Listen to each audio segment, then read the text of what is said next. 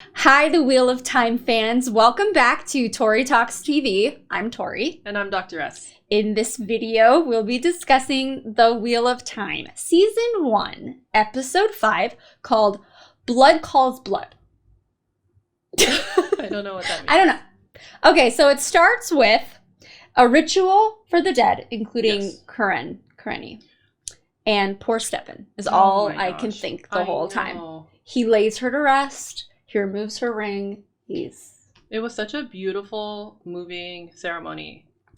Did you notice that Lan and Moiraine exchange a look? I mean, they do that a lot, right? But so I get many it. looks. Right, but all I keep thinking about is they're thinking, gosh, this is going to be terrible if this happens. Like, how would that feel? I think you're totally right. Yeah. I think this whole episode, they exchanged those looks, and that was definitely the recurring theme throughout the whole episode. How hard it would be to lose each other, right? Yep. Yes. I also noticed that the dead were laid out in a wheel shape. Oh. I mean, it's like circular, but I just thought it looks kind of like spokes of a wheel. Mm-hmm. Really love that. And then it's 1 month later, so we have Moiraine, Lan, Nynaeve, and company, and they've arrived at the White Tower. We finally get to see the White Tower that they've talked about since the beginning. It's beautiful. It really is. I like that Nynaeve is staying in the warder's quarters. That's just fun to say. Quarters.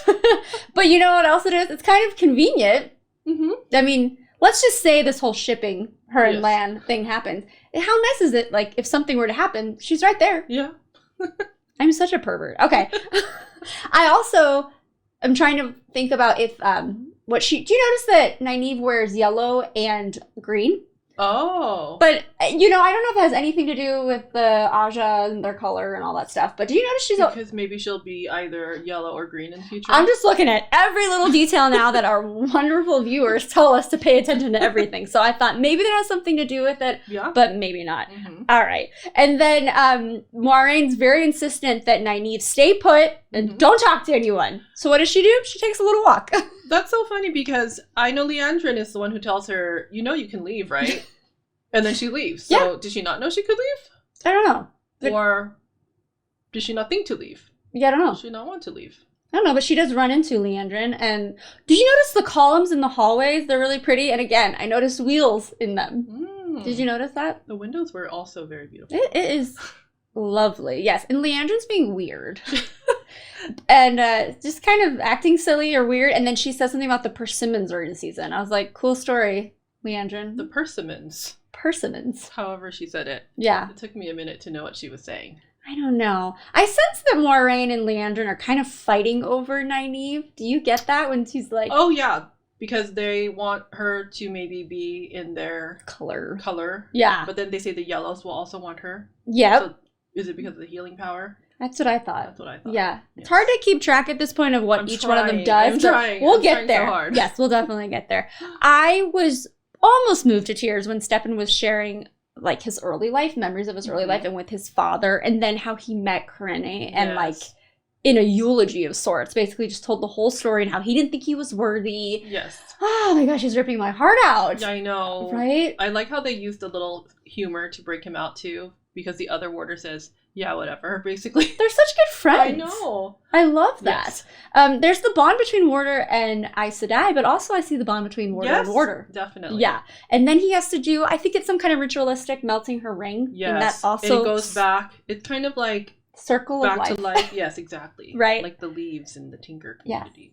Yeah. Very, very beautiful. He's just obviously lost without her. He cannot bear the loss, the severed bond. Yes. He just can't deal with it. So he even asks Nynaeve for some of that tea to help him sleep. Mm-hmm. But did you notice that that's the very tea that he drugs Lan with? He drugged him. Yes, he did. He totally did. And then Lan notices that a dagger is missing. And then that whole slow-mo action of like him going, he knows. Yes, he knows. And then he took his own life. But why did he choose that specific dagger? I was trying to look at the pattern on the part where you hold it. I'm just wondering if there's some significance there. Maybe, and you all always help us. So maybe is that something that we should, I don't know, pay more attention to? Mm-hmm. And Lan is obviously devastated too. This is just a devastating episode, really. And then you see Moiraine crying, feeling his pain. It's like going back and forth, right? You see like the feelings ricochet between them. Yes. And just the exchanges of glances throughout. It was so when they started beating their chest, did you want to start beating your chest? Yes. We watched it together. We have a reaction video coming out, and I almost started doing it. And then I did also notice Nynaeve was back there crying. Now, is that just like, I have feelings for you and your pain is my pain? Or is there some kind of bonding going on there? Maybe. Or maybe she just feels everyone's pain. Because she's a healer. Have more. Okay, can I be really far-fetched for a second? Okay. This is where I went. Because for some reason, I feel like Maureen is sensing that she won't live much longer. Because she's worried about what would happen if something happened to her. What would Lan do? Yeah, well, she does mention the bond, how she has heard that the bond there's a way to break the bond. So as if it's like a spell that can be broken. And then Alana's like, no, don't do that. Mm-hmm. You're going to be around for a long time. Which, by the way, side note, callback, they're both eating persimmons. Just saying. Okay. Anyway, but she's making me nervous, Maureen, like that she senses that she won't be there. And so then, of course, my far-fetched idea is that is Nynaeve going to be an Aes Sedai and then Lan will be her warder? I was thinking something similar. I was thinking maybe, though, that because Maureen feels what Lan is feeling for Nynaeve, that maybe she's considering releasing him. Oh. Because, like, they feel each other, right? Yeah. But I already feel a crack. A crack. Almost like in a tragic but beautiful way. Okay. I think there's a crack forming between Maureen and Lan. Oh. Unfortunately. But not in a bitter way. But it's kind of cute where she's kind of teasing him for the relation with Nynaeve, right? Yeah. Because everyone's like, ooh, she healed you. Mm-hmm. Oh, right? It's so cute. Anyway, we'll see what happens with that, but I'm just sensing something there. Okay, let's catch up with Mat and Rand. Mat doesn't look very well. He's looking so bad. He looks rough and grumpy and irritable. He snaps at people. That little kid? Yes. Yes. They arrive in Tar Valon. I probably said that wrong. It's gorgeous. It's this vibrant city. It's nice to see some light in this episode. Some like bright colors. Besides the Ajas, of course. But yes, Mat is having a rough time. He says to Rand, tell me again. He has to know that it wasn't him, right? That he didn't kill that family and that little girl. Mm-hmm. And then he says Tom's dead. But he says it like he's sure. Like, he's sure of it. What? Where did that come from? But Tom. He's not dead. How could you take away Tom? Where did that come from? I don't know. That was a little startling to me. His power better not turn out to be psychic Like powers. He's psychic, right. No, that's what I thought too. I think it was... No. He said it in jest. There's no way. There's got to be a lot more Tom. He's just bitter. I don't know. For sure. And then we get to meet somebody new. We get to meet Loyal, the ogre. I'm sorry, Ogier. Yes, he is delightful. He's so charismatic, even though he's slow moving and totally calls them out and says all the terrible things that are wrong with humans. He's not wrong. He's not wrong. Right. I like that he also calls Rand out about being an Aielman. Yes. And he says, no, I'm not. But... the orange hair thing, we're putting it together here, everybody. Mm-hmm. So, I don't know. So, going on behind them is they're parading that false dragon around. Mm-hmm. I think I saw when they were panning, I saw the merchant guy laughing. Did too. Patting Fane. Mm-hmm. Yes, under the archway, right? Little creep. Underneath. Yep, the little weirdo. Yes. He sees all. He really does. He's freaking me out. Mat also sees Logain maniacally laughing at him. But was he really laughing at him? Is he having... visual hallucinations, auditory hallucinations? I mean, I think it's safe to say that Mat is going mad. He's Mad Mat. Mad Mat. Which breaks my heart. But I know. There's some dark... Something's happening for sure. Yeah. But he's fighting it. Yeah. So can he fight it because he's so strong inside and he's going to fight it out? It's going to... No.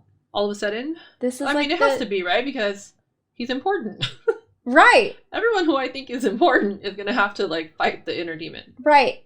Is this the Sidene person, the male form, the dark weave? I mean, I'm trying to put all this together. But, so when he tells Rand, though, that you have to promise me that if either one of us is a channeler and we're going to go mad, that we have to stop it. Yeah. But by that, obviously, he means you kill. That's what I thought, too. So do we think that at one point in this story, one of them has to kill the other one? Yeah. I feel like that's a done deal. Dang it. Okay. And then this happened so suddenly when the Ogier brings Nynaeve to Matt and Rand. We're like, where'd you come from? She was just talking to Leandrin. Yeah, that's what I'm saying. Leandrin said, you can go, and then boom, she was there. Great. Next scene, she's, but there's a nice reunion with Matt and Rand. Yes. But except when Nynaeve goes over and asks Matt to show her his tongue, and then he's like, don't touch me. And then you hear the little whispers. Yes. I'm so worried about Matt, I could throw up. Okay, and then, so Nynaeve telling that story of Egwene when she had that infection. Yes. And usually the inflicted, they break in half before they die. Is that real? I know I'm a nurse, but never heard of that. That's why I asked you. Yeah, I'm sorry. I broke bone fever is not real? I don't know. Okay. Never heard of it. I hope not. Yeah, I don't think so. But the fever did break, so she's basically alluding to the fact that Egwene is unbreakable. Because she's magical. Yeah, I mean, she's one of the special... I liked learning more about Egwene because I didn't get it before. I know. Right, but now, to be continued. Well, now, let's talk about Egwene and Perrin, because they're still with the Tuathan, which makes me happy. They're almost to the White Tower. It's right in their sights, and then they're stopped by the freaking Whitecloaks, who are crazy. When they come on screen, I can't breathe at all. Yeah, we were freaking out. I hold my breath the whole time. Yeah. Until they go away. Like, what are they going to do? Yeah. You know what they do? Child Valda, slaps Ela. I was appalled. So mad. I know. And then they start attacking the Tuathan.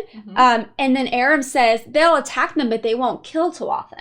Because this is the whole, I don't know, the light philosophy. They only kill people who are bad. Yeah. So they do end up getting Egwene and Perrin, and they're scrubbing Egwene.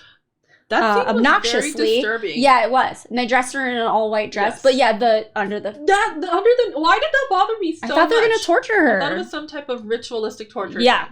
Yes. And whatever his name is, Valda, he wants her to channel. But she's trying to, say, no, I don't do that. Channel. Yeah. And then... I don't do that. I don't do that. That's not me. And then he starts cutting Perrin. And Perrin's eyes... That was also very disturbing. Perrin's eyes turn yellow. Yes. Like a wolf. Like a wolf. That's the first time we saw that, right? Yeah, I think so. It's the first time I saw it. Wait. Yeah. Because we knew that he had a wolf connection. Yeah. But that was the first time we saw him. Yeah. Yes. For sure. Okay. And then stupid child Valda makes them decide who's going to die. And Perrin says that he deserves to die because he killed his wife, Layla. That was very emotional really and great acting by that actor. Good. Gosh, Perrin. He's kind of my favorite. He's slowly moving in. I'm not saying that I think he's the DR or anything. Okay. I don't even know that I have a theory anymore. But I love him. I just want to know how it plays out. I know. But I do love Perrin. Yes. But yes, Egwene ends up doing her channeling, and Perrin growls like a wolf. I mean, we know he's part of the whole wolf pack.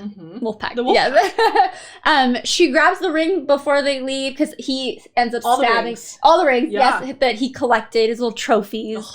And the wolves start attacking the Whitecloaks, and then they escape.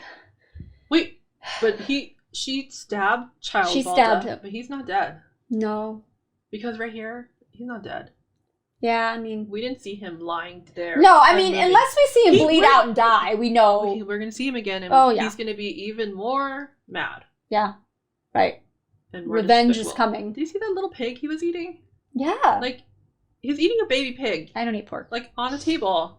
Like, the baby pig. Because a pig... an adult pig, so basically just killed a baby pig for his one little meal. I don't understand those people, and I don't understand why they... think they're good. Yeah, like there's a code that they live under, and like they're self-righteous about it, but I don't think that their ways are ethical. Right. I don't know. See, and that's the thing too. I don't know who. Everybody's got like their own reasons for why they do things, and I'm trying to keep up with it all, But that whole moral compass thing. I feel like that's interesting. I can't imagine a way in which the Whitecloaks are going to turn out to be someone that I identify with. I just don't know. I mean, I'm glad they have honor in what they do, but. Yeah. Stay away. No one should use the power. I think that's what they're saying. The power should just be left to not be used. Yeah. Or at least not be used by the women. Aes Sedai. Or anyone. Or anyone. Yeah. I don't know. It remains to be known. But anyway, gosh.